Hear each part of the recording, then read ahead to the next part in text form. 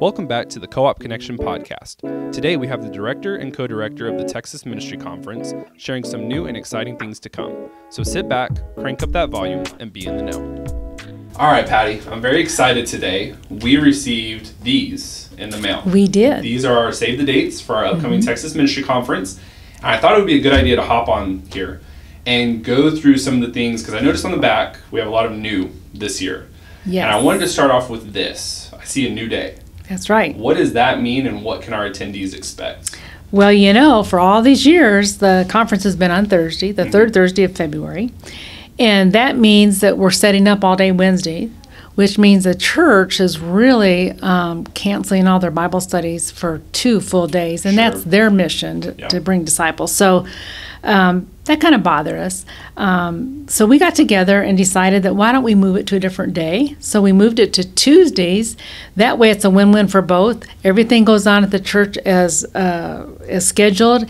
And I don't think Tuesday is going to be a bad day. In fact, everybody that I've talked to as far as the speakers go, they love it. Okay. Tuesday's much better. That's great. And so this is going to be Tuesday the 18th. Right. February 18th, 2025, which is why we sent this. That's kind of the biggest reason, but there's some other new things I'd love to cover with you real quick. Okay. The next part that it says is new schedule. Yes. Does that mean a whole new day, or are there just some changes here and there?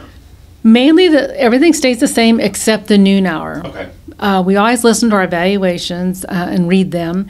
And our people have said for about 3 years now that they would really like more time to network. Okay. We say that we give them time to network, but we really don't because it's so busy. So we looked at that and thought, hey, they're in 2 sessions in the morning, 2 in the afternoon. Let's cut out the keynote this year. Okay. Lengthen that noontime hour and actually give them real networking opportunities. And how we're going to do that is we're going to use signage on the tables by roles. So if you're in HR, you'll go to an HR table and you have the opportunity to network with the people around the table who are in the same role as you, new ideas, sharing of ideas, and really getting questions answered. But those who do not want to do that, we're not. All the tables are not going to be with signs on them. They can sit wherever they want to. Great. And in that, you mentioned kind of the workshop sessions. Those are still the same, A, B, C, and D. You've got 4 different sessions that you can choose from with all these different workshops. Can you kind of walk through what those workshops will look like this year? Well, there's over 75 of them, and I am so excited about this year. This is the best year, in my opinion, lineup that we've ever had. We have some people coming back that have been with us but not teaching the same thing that they've ever taught, and a lot of new people coming in nationally from all across the nation, and they're excited and we're excited about what's in store for that one day. That's great. Now, I know you came in, I think it was last week, and you were very excited about some lawyers that you had gotten. Yes. Our speakers, and you were talking about panels that we were doing and just kind of how we're going to be doing different workshops this year. Right. Could you walk maybe the people through when you're talking about a panel, because I know that that's going to show up a lot, especially in the brochure. We've done roundtables before. Maybe walk through what a panel would look like with these new lawyers that we have. So, you know, they're going to be in the finance, tax, and legal panel workshop. So we have 3 lawyers, all from the Dallas-Fort Worth area, who love ministry. Frank Somerville's one of them. He'll be back, joining with 2 others. But we'll also have finance people. Ashley Voss will probably be in on that.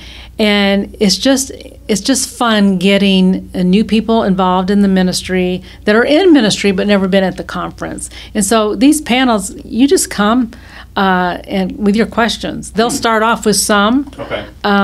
For those who don't have any, but I have found that I've sat on panels before, and once you ask a few questions and get them answered, well, then the hour goes by real fast. That setting really allows people to just say, you know what, I've got a question. I'm sure everybody else in this room has that as well. I might as well ask That's it. right. Okay, great. And then I know another big thing that we're really loving right now that's new is our new website.